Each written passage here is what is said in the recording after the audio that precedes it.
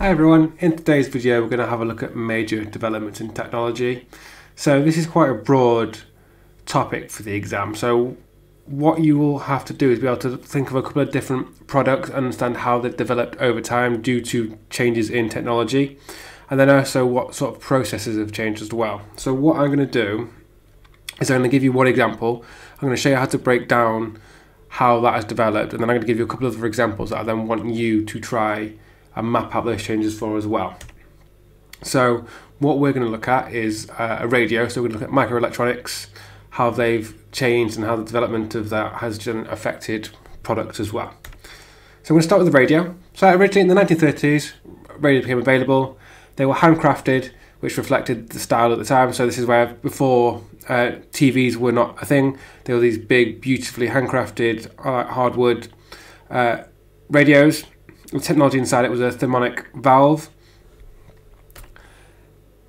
and it would then be sort of like the showpiece in the home, and you would listen, and you wouldn't have a radio on all the time. It would just be during certain times.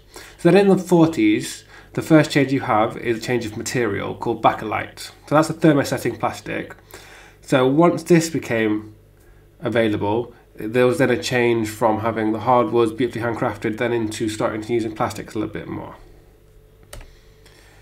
Then in the 1950s, bakelite becomes a lot more mainstream use. So when it first came in, obviously it's a brand new thing. It's not really embedded in being used a lot. Then in the 1950s, it becomes a lot more commercial.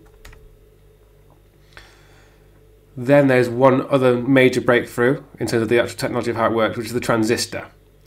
So what this transistor does, so it works as a tiny electronic switch, and that amplifies the radio signal, which then meant that you could use a lot less power, so then things got a lot smaller. So actually then things started to become portable properly. So if you think back to when we showed you the one from the 1930s, these huge handcrafted really heavy radios, when the transistor came in, it just meant all the stuff on the inside that used to make it work could just be reduced a lot more.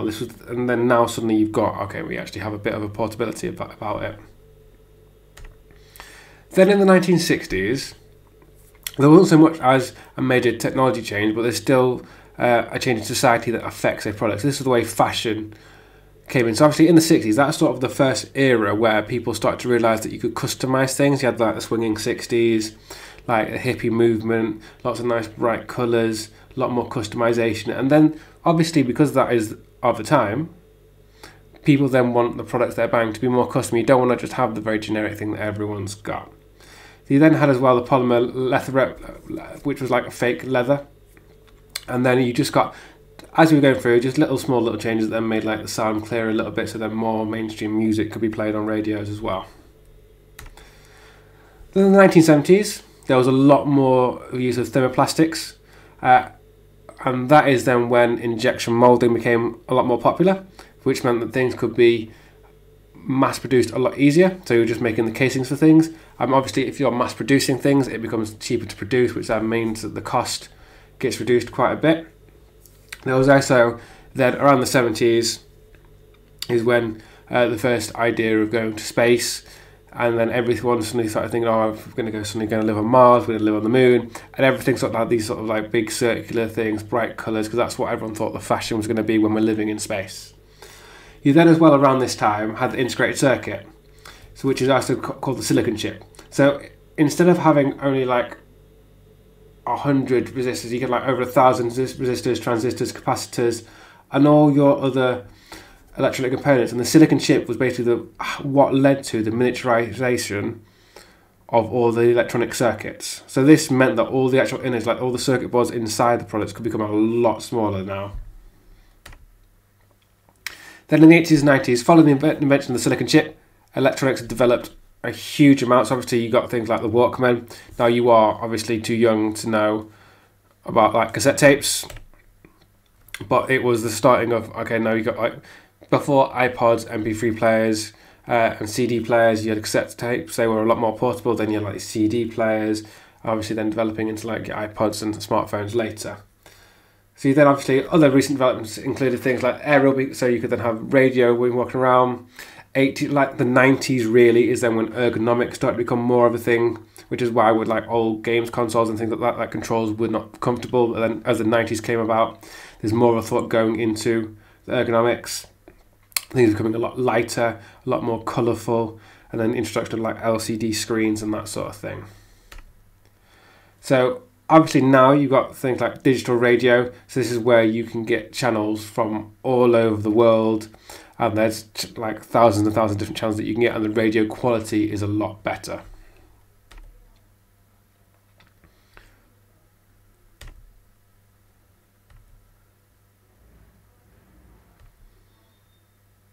So what I've done there, so basically, as you can see on this timeline, it's basically how do you map out how over time a product's developed. So you start with the 1930s, handcrafted, introduction of like new materials, bakelite, then a change in resistors, and then you go more into production, introduction of injection molding, silicon chips, ergonomics, so all those things that happen over time from the 1930s to modern day, how a product has actually developed. So, a few questions for you.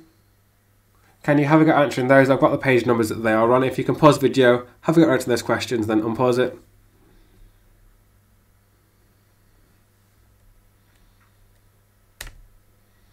Okay, so just go through the answers. What device could control and apply the flow of electric current? So that was the vacuum valve, the phonic valve.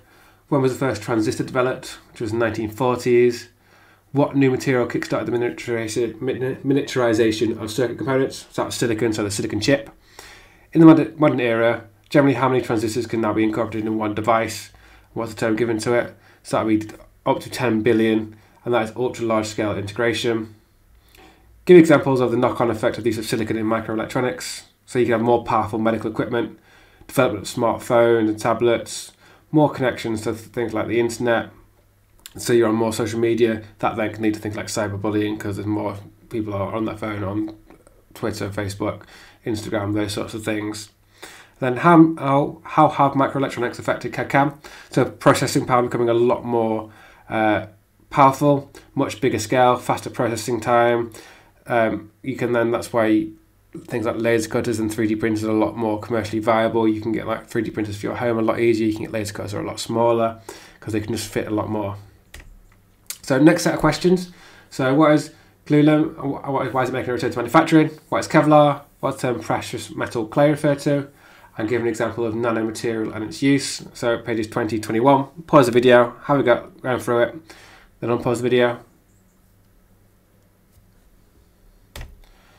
So Glulam is a very good strength to weight ratio, sustainable, really easy to form.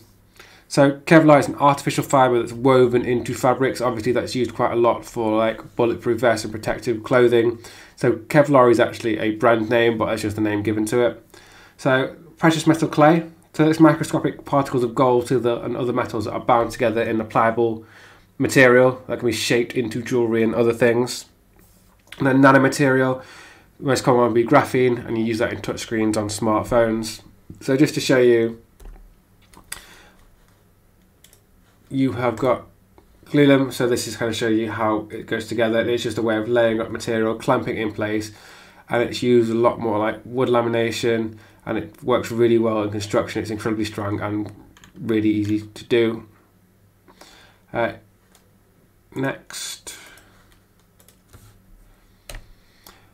set of questions, again page 20, 21.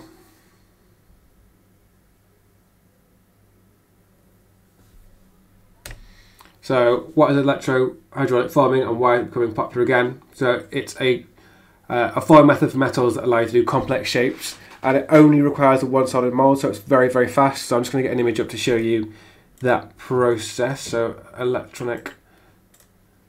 electrohydraulic forming. So basically you only need one side of the mold, you have your material in there, then electrical current goes through it and it forms the pressure vacuum that forms causes the material to go in, and it's very, very quick.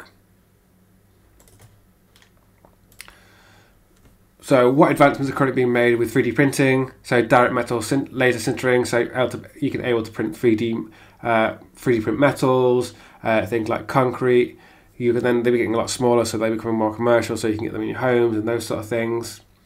What's fibre injection moulding a development of? That's the next step of polymer injection moulding. So instead of doing it with just polymers, you can do it with fibre things like carbon fibre injection moulding, that type of thing. So it gives 3 advantages of laser beam welding. So the main benefit being that you can weld metals that are different from each other. So normally with welding you have to weld 2 similar materials, where with this you can do 2 dissimilar ones.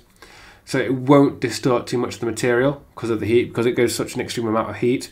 It tends to distort the material a little bit, and then you don't need filler rods because that's not part of the process. And then last one, why is physical vapor deposition used and what are its advantages?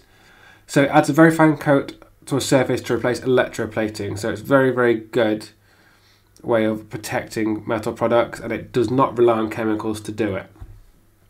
So what I want you to do now is, like I did with the radio, pick 2 of these products and can you research and map out how they have developed since their introduction to the market. So create a little timeline like I did. So I've got a table like this that you can use, or how you do it is up to you, but like pick 2 of them and sort of map out the best way that you can, what developments have taken place since it's been introduced and it's been sold, how has it changed over time.